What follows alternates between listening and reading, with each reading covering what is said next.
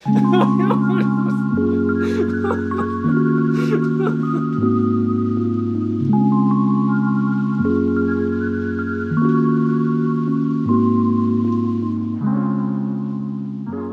so my journey kind of began at college. I did engineering for a number of years, but it just wasn't an industry I wanted to go into.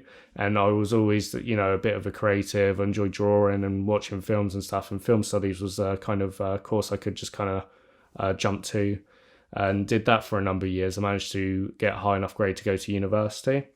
And at university, that's where I met the director, Bradley Charlton, as he was just starting his new company, Crazy Goose Productions, and joined on one of his films, The Golden Girl, where I worked in the camera and electrical department. Sometime after that film finished, he came up to me and asked if I wanted to sign on as cinematographer for his next project, which turned out to be Binary Truths. It was definitely something that I didn't really choose. I kind of fell into, but with my interest with cameras and all the electrical side of it and all the gear, it would kind of happen very organically. And now looking back, it was sort of a path I was always leading to. I just didn't really know it at the time.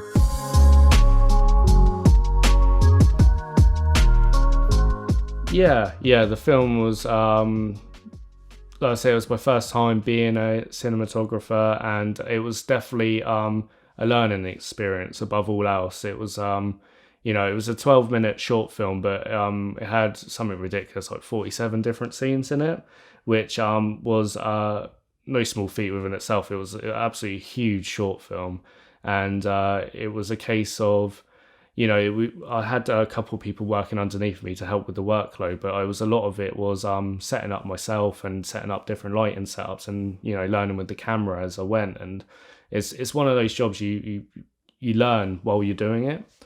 And, each project's a new learning curve. And after we finished with Binary Truths, I was absolutely exhausted and knackered. And it was a sort of feeling where you get the bug to make a film, and then afterwards you're like, right, never again. And then, a couple months down the line, you're like, right, well, I'm looking to make my next one now. You just kind of, it comes back, and after Binary Truths, it just sort of fell into place. It kind of, it's that thing I was kind of looking for in the film industry. Like, this is where I belonged. This is what I wanted to do.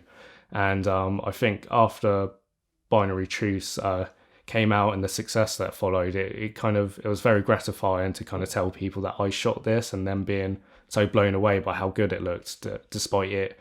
I mean, theoretically, it was supposed to be a student film that kind of turned into something so much more. And that was such a special project to be a part of. And I think a great stepping stone to kind of launch a career off.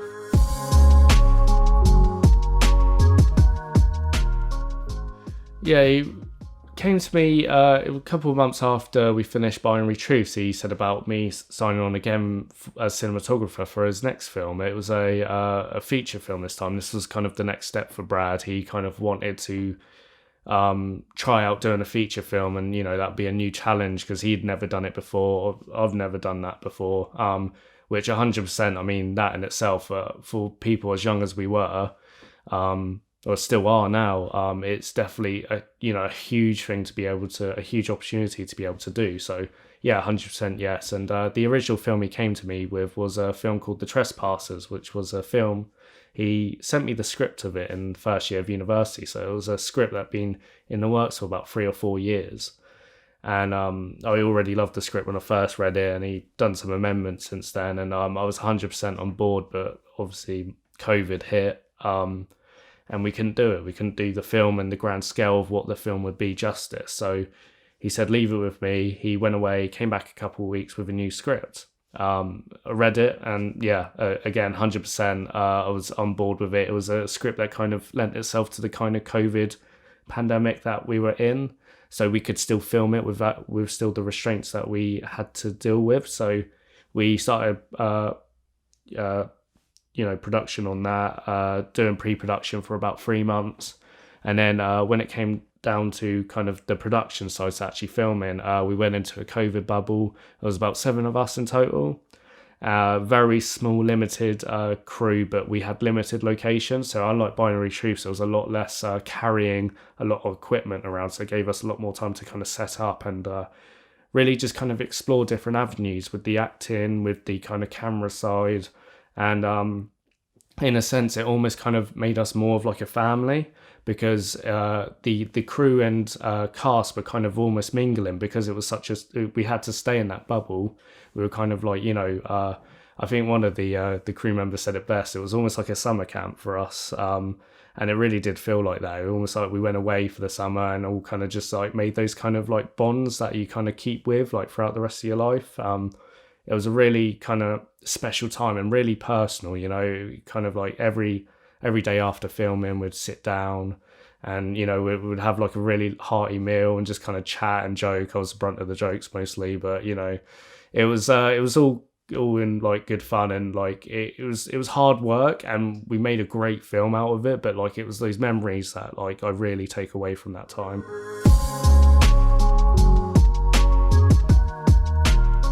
Yeah, so we used the obvious one, Blackmagic 4K Pocket Cinema camera. It has a micro four thirds sensor, so we used a Metabone speed booster for that to put the frames back up to full frame. We use 3 different prime lenses, all Samyang. It's 35, 50 and 85mm.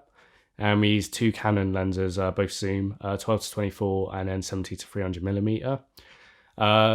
And then we used just kind of entry-level lighting kit, newer LED kit.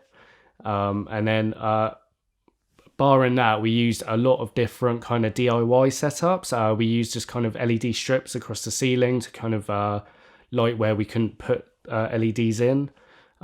We used one thing in particular was a kind of wooden pallet where we kind of lined up about 16 different small little LED lights that kind of we leaned up against the living room window, which kind of recreated that kind of daylight coming in, but enhanced it so that the living room scenes just didn't seem as flat as they would have been.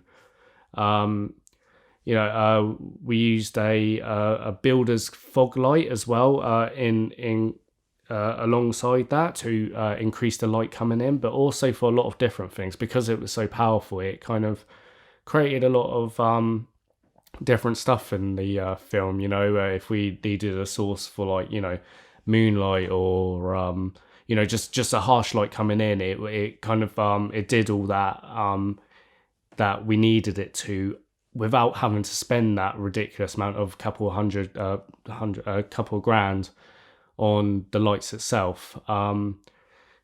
With setting up all these different things, like I said, with it being a no budget film, I had to ask the production designer Dan to kind of help me in setting up the lighting equipment, and vice versa. I'd help him with the production design, and the director Brad would also come in and help set up the lighting equipment as and when, because I can do so much stuff, but you do need other people around, just so I can be there looking at the camera to see where the light is hitting the subject, and then just move it around. Because if I'm going back and forth moving it, then it's not going to get the nice image that we want in the final product. Apart from that, a lot of it was just it was all DIY stuff. We used black bin bags to tape up to the windows to block out the light if I wanted to recreate the light itself.